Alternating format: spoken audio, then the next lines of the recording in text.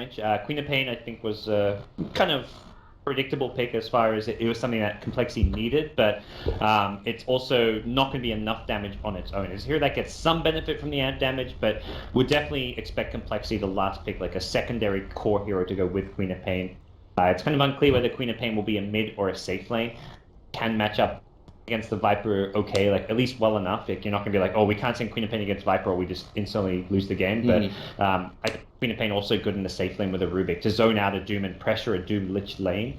So if anything, Complexity may just feel Queen of Pain's better in the safe lane, and you can pin in like a Razor type hero for the mid lane against Viper. Yeah, they certainly don't have anything really to punish the Queen of Pain, even if they don't give her too much support presence. Broodmother ban does come out, so they're going to expect this Spirit Breaker to be in the 4 position, as I would as well, for 4 Clovers. Their Lich is a fairly greedy support, but he should be able to find some experience. I wouldn't be too surprised to see a Juggernaut come out from Complexity side. It offers him quite a bit of sustain as well, and with the Rubik, he should be just fine in lane. I feel like maybe they put this Viper off in the off lane, but if it's going to be that Doom, even plus the Lich, Rubik Juggernaut should be more than enough to garner themselves some farm for ping. Yeah, Jug could be a really good pick, and I think with the max blade through build we're seeing most Jugs do now, it's just a good fighting hero to have that comes online when the Doom does, and you can kind of fight into the Doom. You can block a lot of like just the Scorched Earth damage with the blade through, but instead, different direction. They go for Alchemist, which I believe will be mid lane with Queen of Pain in the safe lane. I don't think safe lane Alchemist is really a thing. It's much more suited to running the hero mid. Even when you're against a Viper, you just lay down the acid spray, sit back, and Viper can try and fight you if he can maneuver out of the acid spray, but it's not as easy as you'd kind of expect. It's all like, oh, Viper will just crush Alchemist. Not quite the case. I worry a bit for the Alch, just because they don't have really the best designated roam towards that mid lane. They could throw the Undying there at some point, and that'll at least secure him a couple of levels in that acid spray, and then at that point, as you mentioned, he doesn't really need to show himself or leave himself vulnerable in lane. So I wouldn't be too surprised to see that Undying roam around towards that mid lane early on. For 4 Clover side, they have a lot of propensity to be able to rotate in under that Alchemist with the Spirit Breaker. So definitely going to have to see some high ground vision from Complexity side to secure their Alchemist that early farm. And we'll see what Clovers look to round out their lineup with. It's definitely more than likely going to be a Bambo hero. What are you thinking? As far as Bambo heroes going, Night Stalker is always something that comes to mind. It's just being really aggressive, applies a lot of pressure, but they're also... Okay, there we go. Night Stalker it is. I was about to say they are somewhat lacking in actual like burst damage here coming out of their lineup. Like you look at Complexity, they've got a Blink Crush with a follow-up from a Queen of Pain, Sonic Wave. For 4CL, they just don't have that quick pick-off potential. But if it's a long drawn-out fight where Night Stalker's getting off multiple nukes, Viper's just staying alive, Doom's just really tanky, that's the long fights are where 4CL are really going to prosper. Yeah. Definitely looks like they can take chaotic, volatile engagements, spread them out, find some picks. They certainly... Complexity certainly have a mobile lineup as well, but they want to be able to fight around that Tombstone and that Acid Spray, and 4 Clovers definitely want to look to spread things out and find the pickoffs. Look for Doom to find some sort of initiation item, whether it be just that phase drums, a Shadow Blade, or even the Blink to follow up from the Spirit Breaker. And on the side of Complexity, this Undying with Alchemist was saying, Winter was actually talking a bit about last game, where picking the Undying with Alchemist really helps protect the Alchemist stacks and just to secure his farm, because it's really difficult to fight into a Tombstone, which you can just use to cover the Alchemist if he wants to go for some early neutral stacks, ancient stacks, whatever it may be. So I think Complexity have a pretty clear idea of what they want to do with the Undying and the Alchemist picked up together. Indeed, it'll be an interesting one. This is going to be, I feel like, one of the more significant matches for Complexity. This will kind of prove to us whether or not they really are that higher tier, that top 4 material in this one. And they have a matchup versus NLG later on that most of us would expect them to prosper in, but 4CL going to be a tough task for them. We'll see how they fare. Yeah. And the big thing is getting wins too. Like they've started off with a draw, if they get another draw here, and then for whatever reason have a bad game against NLG and find themselves with 3 draws, suddenly you're like, we actually haven't got that many points, and 2 teams are getting eliminated in the group stage. So suddenly you're looking at what could be a very close race for that 3rd and 4th spot into the playoffs. Here we go. We're going to see how things unravel here. It looks like it's going to be... Okay, Nico Viper you mentioned. So Pycat actually on the Doombringer. Something they did yesterday where they kind of swapped Pycat out of the mid lane when they picked this Viper. Put him over onto that carry role.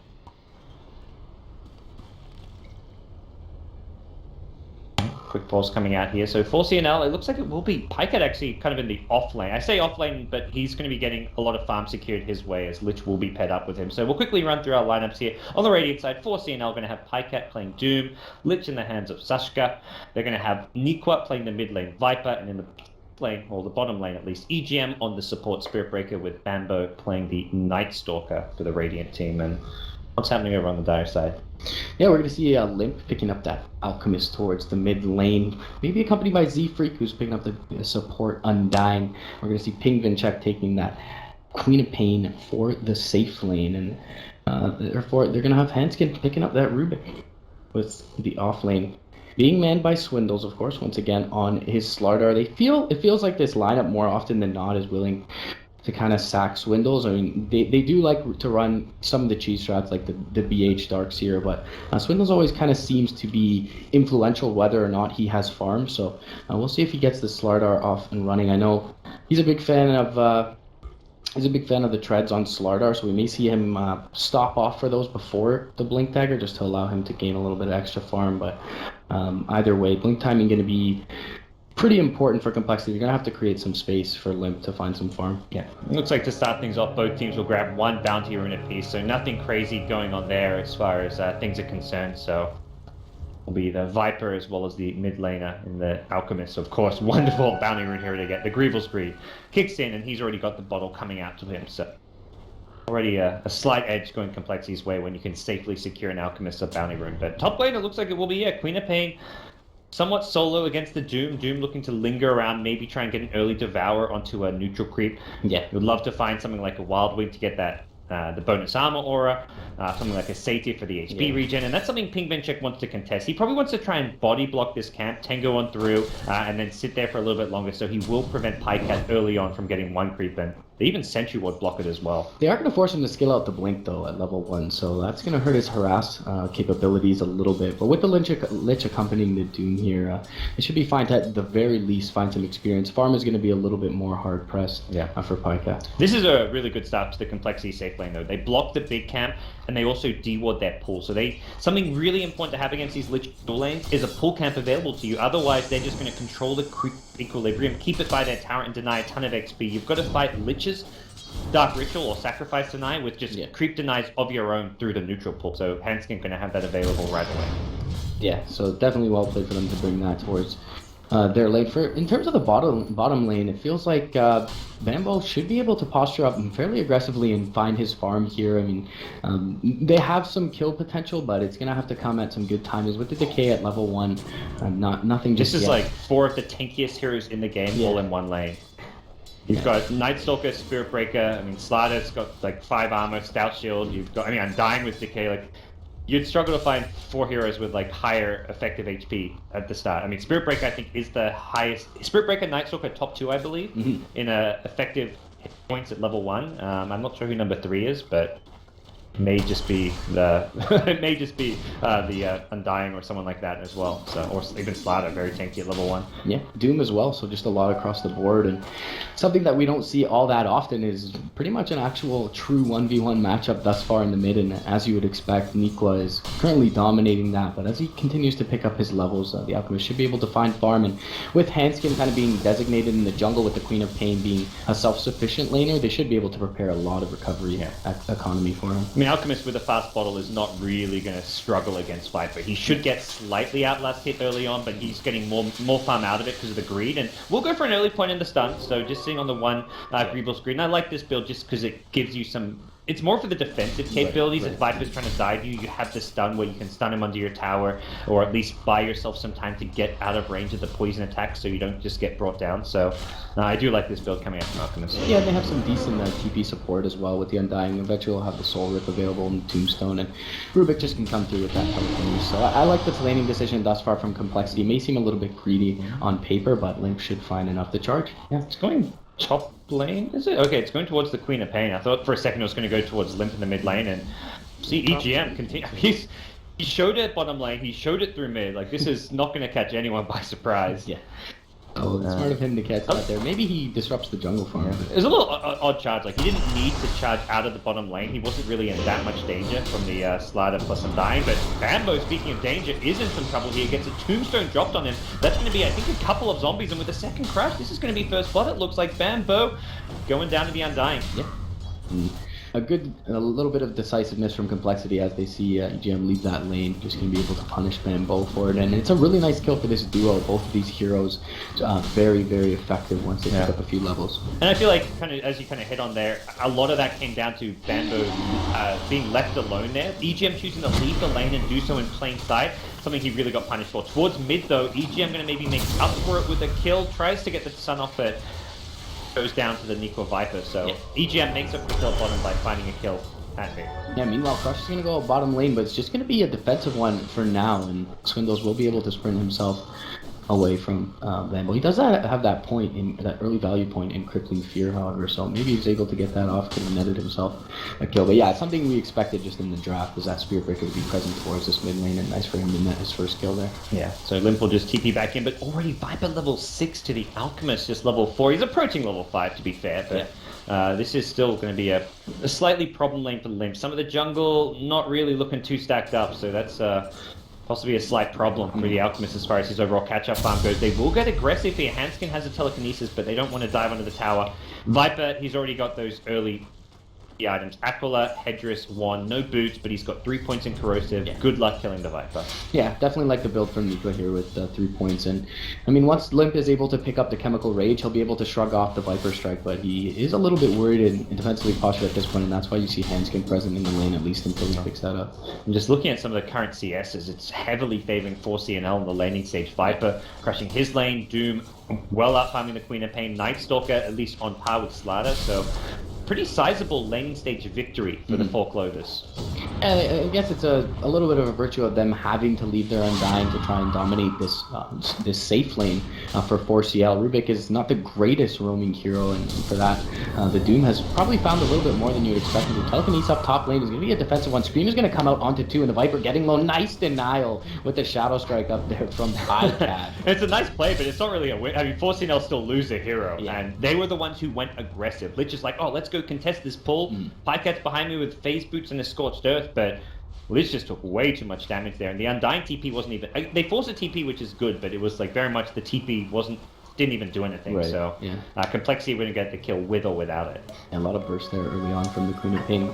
Poor Alchemist still unable to find a bounty rune. It's a regen rune. He's going to fight. They're going to go to Nico, and with the tombstone, they could pull him back in, and Nico just going to try to fight his way out of this one. He knows he's not going to be able to get out. He may take a kill with him. Hanskin gets low. He's being bottled back up, and that's one of the downsides of having the no boots build, is that if you ever do get caught out by like 3 heroes in the river, those 3 heroes have boots, you do not, you're kind of done for. Yeah, not really necessarily in the lane to have that extra move speed, but with that roam. And he knew the Undying was present top lane after that rotation, more than likely. I think he TP'd under the wave there, but either way, Hanskin going to be able to deny himself to neutral's buyout.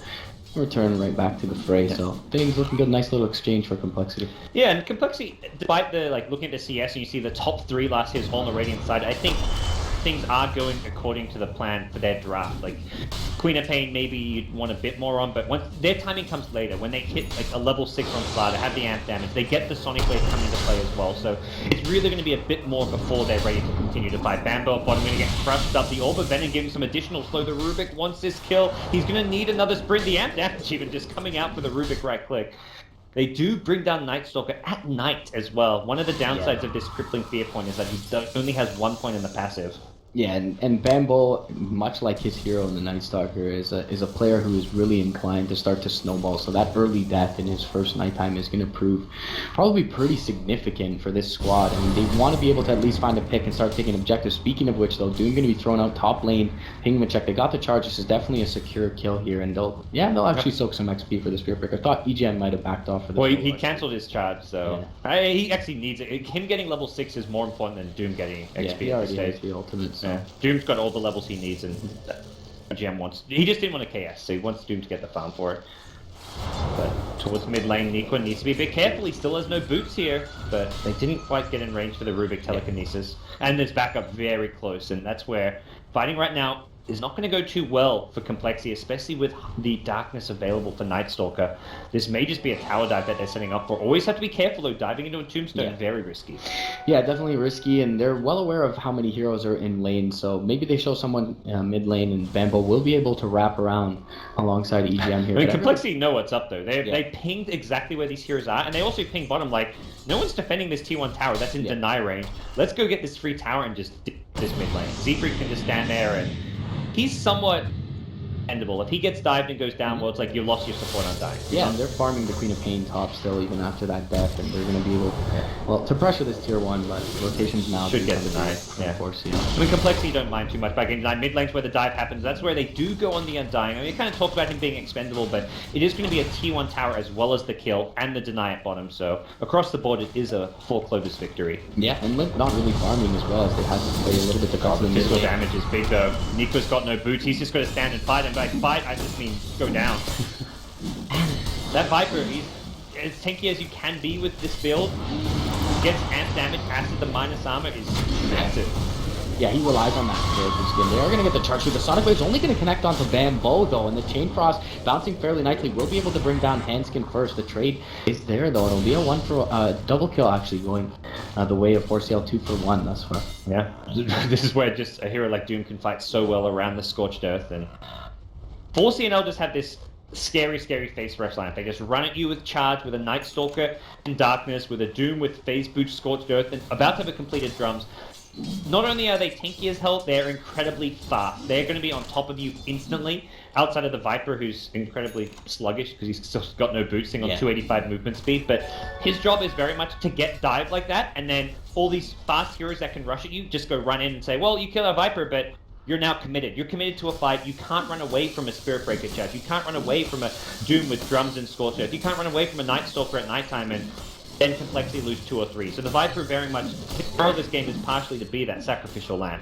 Yeah, and now we're talking 10 plus minutes, still a delayed mech for Nikwa, who was doubling up Limp in lane in terms of CS. Now Limp's been able to retreat towards the jungle, and Pigman is quietly finding a little bit of farm. Has been shut down pretty heavily from the Doom, his first rotation there, but you know, Complexity clawing their way back into this one after the lane's not going completely swimmingly for them. Yeah. And you talk about the treads on Swindle, he now has those, so a bit of extra survivability and just allows him to fight a bit better, but we'll be seeing a slower Blink Dagger as a result of it. I do like the treads over the Tranquils this game. Normally I feel like Tranquils is just 91 every game, but the actual armor this game is not really as important. It's not going to be physical damage coming out from forcing. You're looking at longer drawn out fights, and that's where the stats actually going to be offering him a lot more. Yeah, we're going to see a smoke up from the Dire lineup in Complexity. Going to try and look to make something happen towards that top lane. You have at least a Spirit Breaker present and the greatest kill, but either way, they can definitely take an objective off this if they do find on these two heroes. Chain Frost coming up soon though, and EGM in a decent position here. I don't think he's been scouted out. They're going to channel up the stun. Not going to get the Lich. You can just turn it through a Chain Frost, and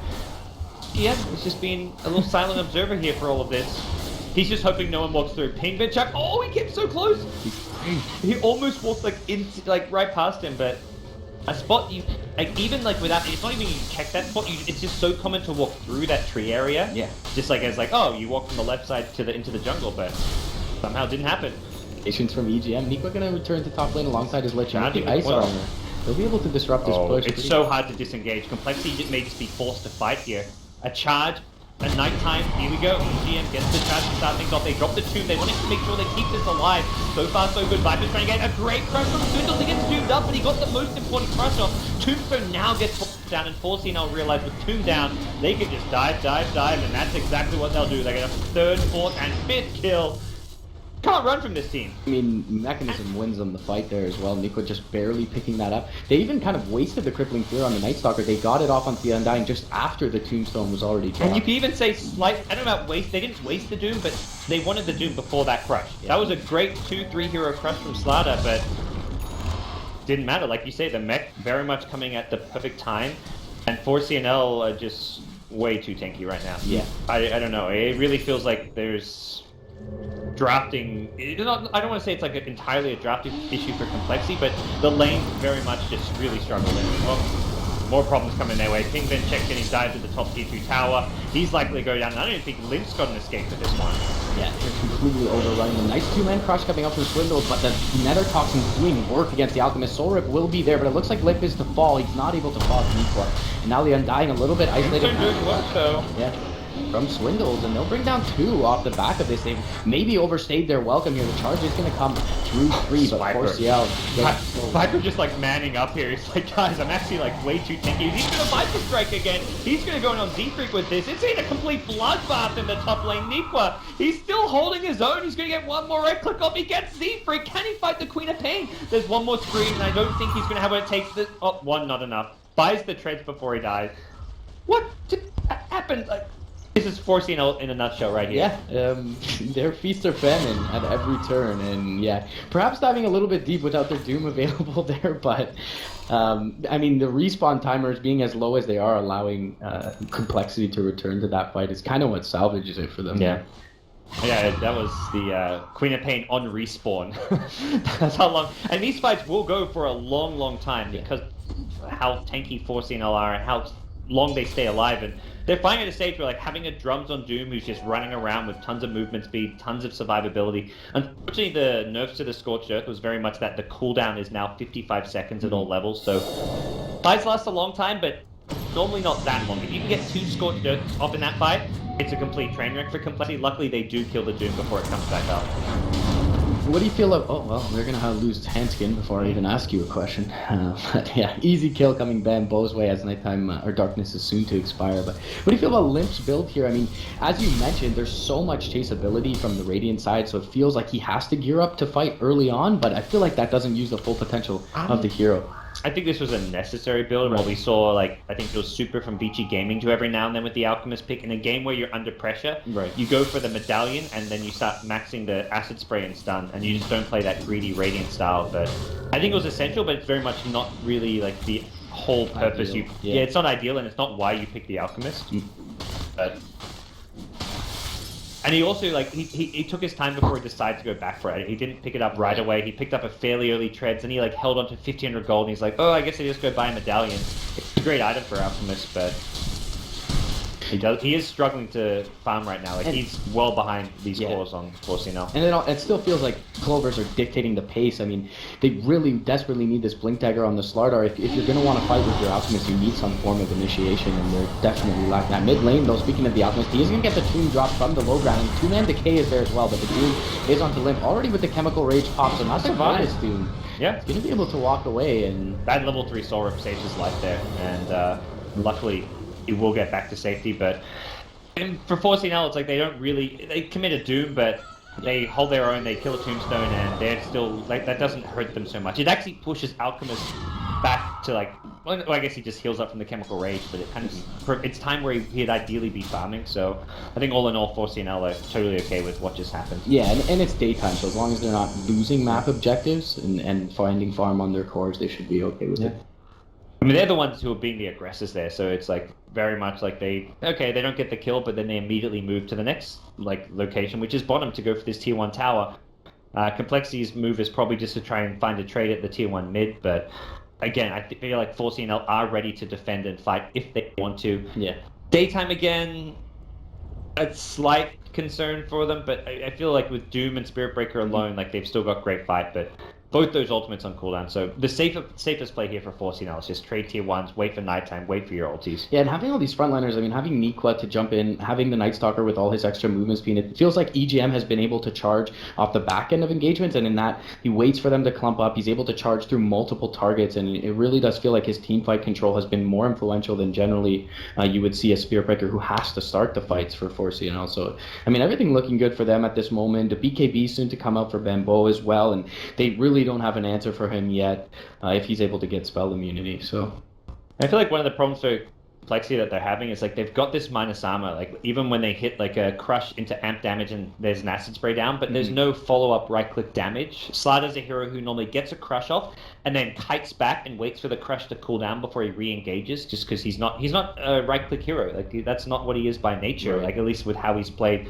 in the metagame. Alchemist kind of can be if he's staying alive, but there's enough burst damage where he's also got to kind of kite around the fight. So Queen of Pain, just throwing a Sonic Wave is not going to cut it to get Yeah. kills. So you're not really getting like your maximum efficiency out of spells like Amp Damage and Acid because you're not right-clicking anyone during this game. You can burst heroes down with a Blink Crush or a Sprint Crush into a Sonic Wave, but until we see more items come up from the Alchemist and Queen of Pain, you get no value from the minus armor. Yeah, and there are just so few ideal targets for them to open up on 4CL side. I mean, the Lich is the least the tanky hero, and for a support, he is probably one of the most tanky heroes in the game. He's already built quite heavily into the ice armor. How do you feel double-minded? I mean, 4CL say we got an early lead. Let's Midas it up. Midas on Spirit Breaker and Lich.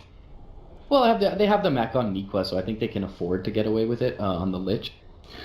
Spirit Breaker always, Midas I feel like is always a good item on him, and his spells give him so much early on that it allows him to be relevant throughout the game. So yeah, I don't mind the decision, and I feel like when Bambo and the Viper can be on the front lines, that those heroes can afford be a little bit lacking at least early on, especially considering the lead they have. So it feels like they're only going to continue to widen the gap. I mean, Limp is under leveled as all hell at this point on the Alchemist. Yeah, being level 8, that's level 8. He is one of the lowest level heroes in the game. 1 point in greed. And yeah, at this point, you know, they're 5-manning. You want to try and be able to split farm and find something out of the map. And with only 1 point in greed, it's going to be very difficult for them to do. And considering the Viper, how he started off as just being like the tank who would die, so his team couldn't fight, he's actually recovered and is now the most farmed hero in the game, the highest level hero in the game, all from that top fight. Like, he died twice before that, where it's like he died, his team win the fight, but it's quickly changed where he's the one staying alive. I think because Complexity adapted, say, okay, let's not focus everything on the Viper because that's a losing recipe, but at the same time, you don't focus on the Viper, he gets a ton of damage on through the Corrosive, hitting stuff like all those AoE spells proc onto the Corrosive, you're slowing everyone, you're doing damage through poison attacks. There's just a lot of problem spells for Complexity to deal with. It's like you focus one hero, you die everything else, and yeah. He's sitting on 23 armor with ice armor up on the Viper, and he can afford to go high HP for that. Complexity going to look to find a trade mid lane, and it definitely would be desirable for them if they're able to get this tier 1, but still it's pretty healthy, and they're not easing at pushing it by any respect. 4CL happy to just go for the trade because they are missing their ultimates, Doom as well as Nether Strike, so they get 2 towers for 1 while their ultis are on cooldown. That's a really value trade. Yeah. They've now got a Doom on Pycat, so they are fight ready, but here comes a fight their way. Smoke towards bottom lane. Who do you initiate on? I mean, I guess the Doom? You want to kill Doom before he ultis is ideal scenario. Can they do it? Swindles gets the amp off, the Crush is there as well. No, it's a silence there. Pycat does not get the ulti off, but now he pops the one, he turns. Doom's the quap. He's still alive. The heal's kicking in. The Chain Frost bouncing around. The zombie's taking most of it. As a result, just the Slaughter kill so far. Pingbench going to go down as well to the Viper. Complexity only taking out a Lich. Limp getting charged. The Rage finally comes back up. A much needed Chemical Rage Sequa. He's getting low. Too many zombies to deal with. This Tombstone has not been dealt with, but even so, 4CL just so tanky, so much armor coming out of the Vlad, the Ice Armor, buyback from the Rubik. Another stun comes out, but the Tombstone's even expired at this stage, and EGM has another charge if he wants to pop his wand soon. Complexity just do not get enough out of that fight. Yeah, I think they're pretty happy with it. They get all the value targets, and yeah, I mean, you mentioned there's just no right-click follow-up. That Doom was sitting on 20% HP for 10, 15 seconds straight. He gets the Doom off on the only target who's in range to even right-click him, as the rest of his team is just in the front lines. That was a clutch silence. It was the crippling fear from Bambo which prevented the Crush. If he gets that Crush off, it's a kill on Doom. And it's very much... Like, I mean, you asked right before it started up, who do you go on? It was the Doom. They kill him. You kill him before he ultis, and I think Complexity can win that fight. The Spirit Breaker was often top lane. He had to charge in from afar, so you had a favorable engagement. Yeah. There was no way to deal with the Tombstone, so it was great decision from Complexity to take the fight and take it the way they did. They don't have a Blink Dagger on Slaughter, and unfortunately for them, Bambo was on point with the silence. Yeah, I don't think it gets much better for them. I think it was the perfect opportunity to engage. Nikwa was a little bit far forward, so he couldn't turn around right away to be able to support his Doom. Bambo was there, as you mentioned, but the Chain Frost was super underwhelming, bouncing through the zombies, and yeah, they get right in on the target that they want to, and still, the sustain and just the general tankiness of the Radiant lineup has been their bane in this one. Does give Complexity some hope, I think, seeing a fight like that. Like, oh, we actually came quite close to winning this fight. We buy back a Rubik, which isn't too big a deal. Alchemist actually stayed alive as well, so he farms up a Solar Crest. I was about to say, he was sitting on 3k gold. I was wondering if he was going to go back for a Radiance, but gets a full Solar Crest now. More minus armor, a bit of survivability as well with the evasion. See how he can do with this, but it's... He's the same level as some of these supports. He's level 11 to a level 11 Lich. Yeah. I mean, I still feel like they have enough damage aside from their right clicks for the solar crest not to be. Swindle gets broken. He got juked so hard. Yeah. He cancelled the charge. It was actually a sick play coming out from EGM. He cancelled the charge because it was going to get cancelled and he was going to get stunned.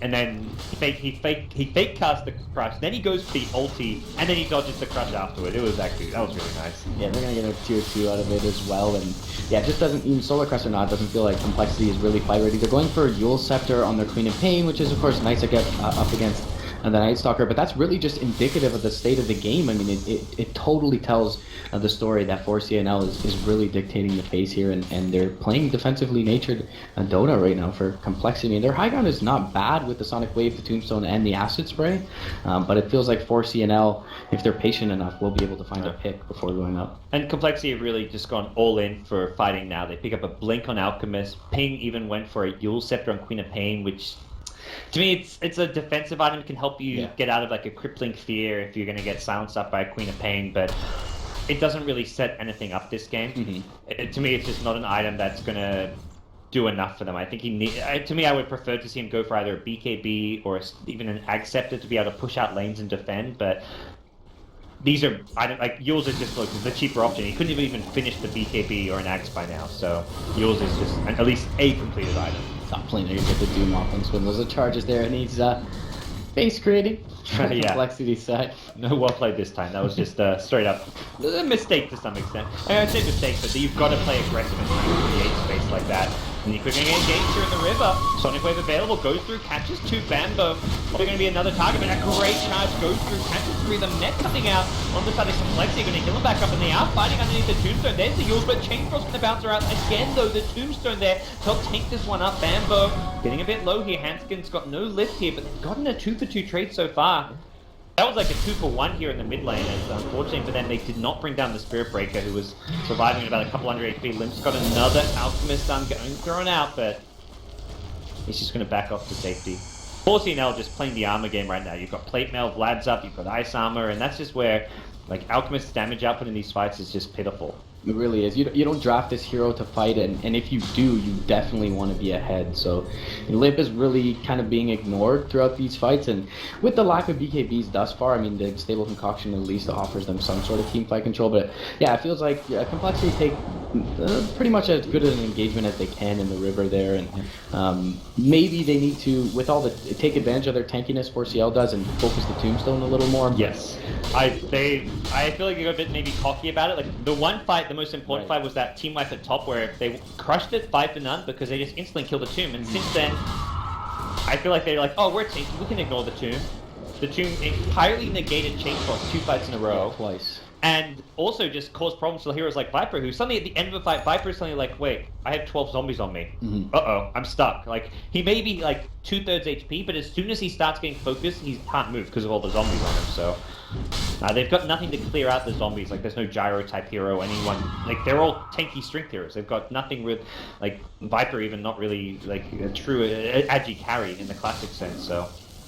Yeah, still a little bit of nighttime duration left. I feel like 4CNL can take Roshan pretty, just uncontested here with the Ice Armor and the Nether Toxin, but... Lich with a Vanguard, by the way. I believe he may get a Crimson just to deal with the Tombstone zombie. It's not like they do a huge amount of damage, but it basically blocks what little damage they do. Yeah, and makes him another subpar hero to have to initiate on for this Complexity. It's more damage block as well. Like, it's not direct armor per se, but it's going to mean the physical damage out of Complexity. A hero like Alchemist, who doesn't hit hard but hits very fast. Right. Crimson Guard is great against it. Hanskin looking for something bottom as most of the lineup is smoked up, but everyone near the Roche pin, it looks like they will decide to go in for that. And maybe Complexity is able to trade a tier 2 for it, but... do you have the ability to assemble a defense? They roast incredibly slow here, and I think they decide they don't really want to do this. EGM, is he committed to this one? Looks like they do want to fight. They're going to go charging forward onto Swindles. The crush there is going to stop EGM in his tracks here. He's got no BKB. EGM going to go down to start this fight off.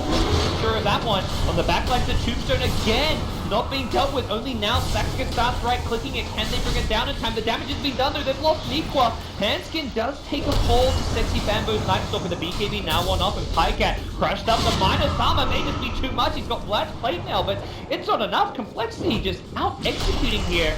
There's a blink forward. Bambo, as said, his BKB gone. Undoubtedly hubris from the Radiant lineup. I mean, you're just trying to take advantage of your lead here, but I feel like that Spirit Breaker initiation was a little... Yes. Into a... he's got no chance of hitting it against Telekinesis and Crush. He dies before a fight even really starts, and then... To me, the MVP throughout this game for Complexity, they haven't won this yet, has been Z3. He has put in so much work in these team fights with the Tombstone. Not just that, Decay, Soul Rips. He's got a Guardian Greaves, which is always healing up his teams. He's keeping everyone alive. Yeah. And kind of, like, forcing all their heroes individually all very tanky, and this Undying is making everyone in Complexity have, like, 2-3 lives in some of these fights. And he's just really good at dissuading the enemy team from attacking the Tombstone, evidently, so... Yeah, I mean... It was just the Lich on it there. Again, by the time Lich killed it, the fight was kind of lost. You want to take advantage of your over-leveled support in the Lich, and his ultimate has been completely negligible in the last 3 engagements now because of this Tombstone, and It may be Complexity now who take Roshan as well. Scary thing. They've got amp damage. Yeah. They've got acid spray. Solar Crest. So they're certainly inclined to do so if they're able to establish even a little bit of vision around that pit. Suddenly complexity of items too. Like you're looking at Queen of Pain, who's halfway to an Aghanim Scepter. Alchemist, who's close to completing either a Sanjin Yasha or even a possible Halberd if he wants to really stack the evasion. None of these heroes go MKB, which is where Halberd is actually a kind of crazy good item this game.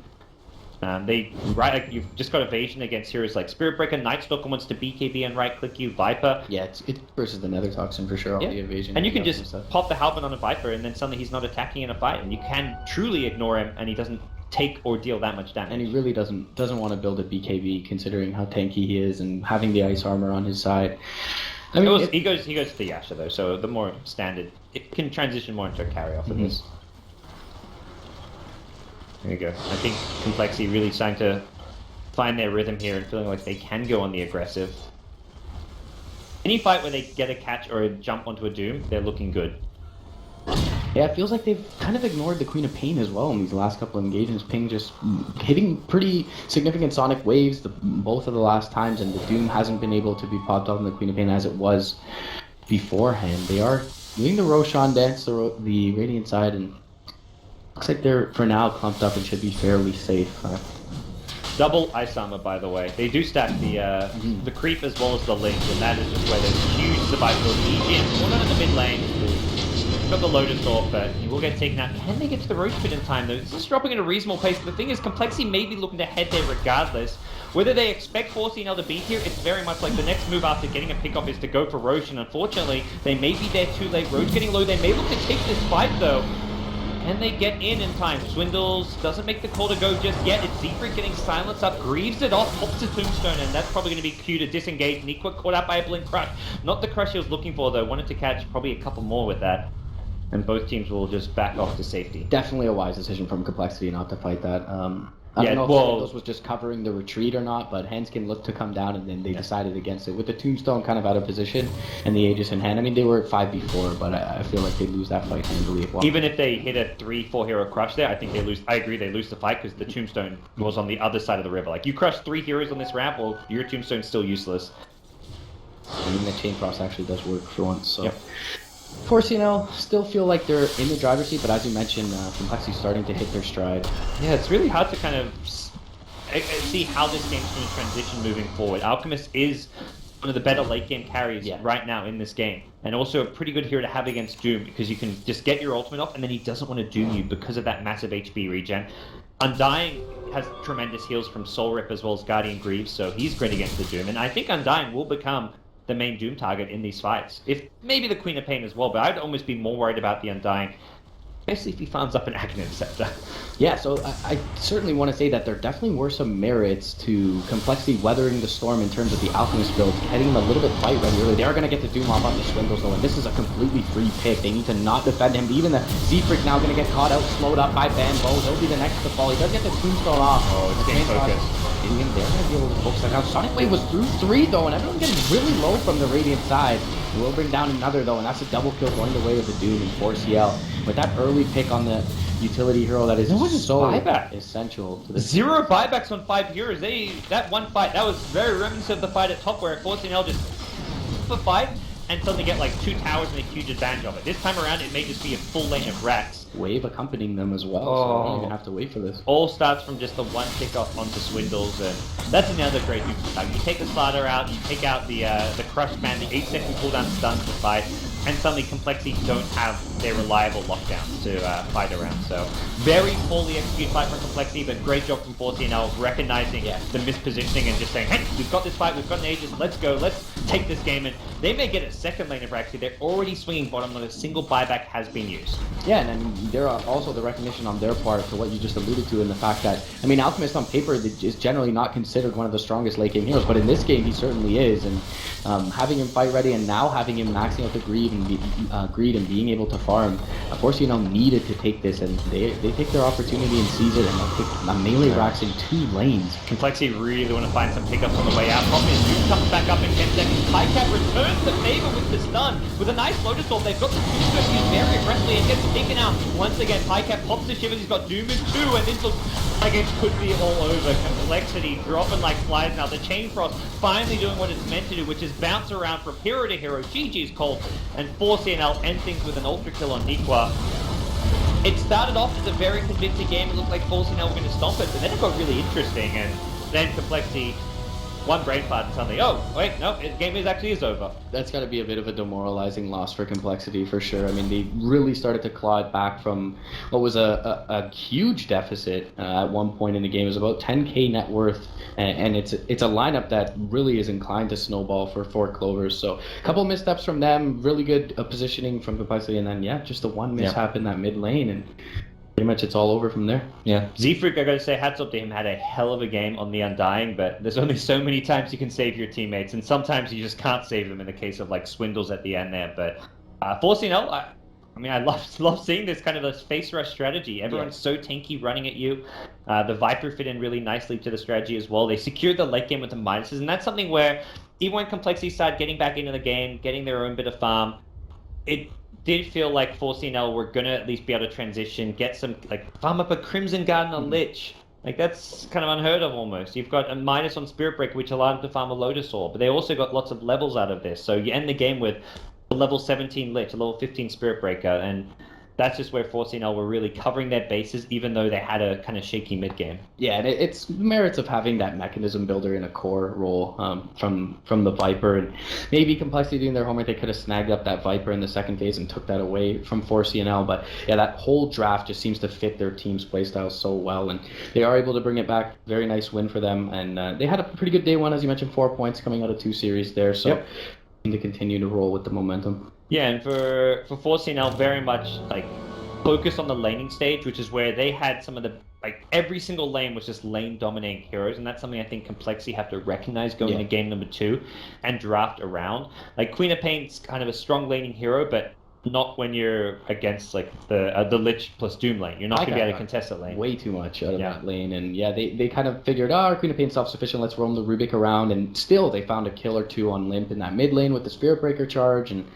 yeah, I think banked on the fact too much that their Queen of Pain would come out farm and didn't think about disrupting the Doom as much. Yeah. So I think they need to pick stronger supports. Like, to me, the Rubik is a hero that's just doesn't really work against these aggressive tanky heroes in general. Like, you need, to me, Dazzle is the ideal support to have against this kind of a draft. There's a lot of melee heroes. Weave is really good this game to bring their armor down or to buff your own armor up. And Shadow Wave, a very handy spell as well, and great at just pressuring and being able to control the, like, basically the best kind of laning / zoning support. So and Z-Freak did